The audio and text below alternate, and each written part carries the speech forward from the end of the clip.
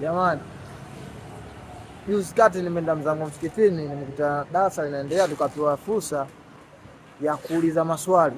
Basi mimi nikamuuliza swali shehe, nikamwambia shehe, hivi swala la maiti kumfanyia yale mambo manne aliyotaja, je, huyo maiti lazima awe Muislamu au mtu yoyote tu anaweza akafanyiwa?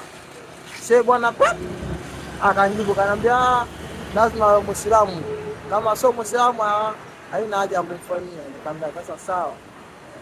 Kuna hadithi nyingi sana zinasema kwamba Muislamu na sio kwa Muislamu tofauti yake ni swala. Nikamuuliza, je, hawa wasio swali, je, tunaruhusiwa kuwaosha au nao haturuhusiwi? Mpaka mtu anaye swala bwana, unajua hauwezi ukamhukumu mtu kama hivyo, bwana, hiyo mambo mengine atajua mwenyewe. Nikamwambia, je, shahada sikushuhudia kwa moyo na kwa ulimi? Akanambia ndio. Nikamwambia, kushuhudia kwa ulimi si ni vitendo? Akanambia ndio, ni vitendo na tofa. Nikamwambia sasa naona kabisa huyo mtu aswali, matendo yake tunakuwa huyo aswali, kwa hiyo ni kafiri.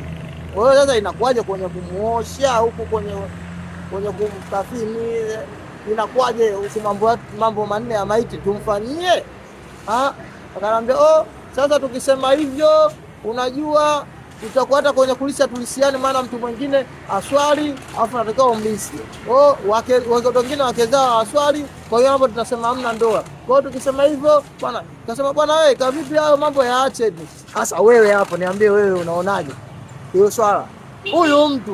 Huyu mtu asio swali anakuwa ni Muislamu au sio Muislamu, au ndio na sisi tuyaache tu yote itakuwa ndio hivyo hivyo, tumkafini tusimkafini au tufanyaje? Hilo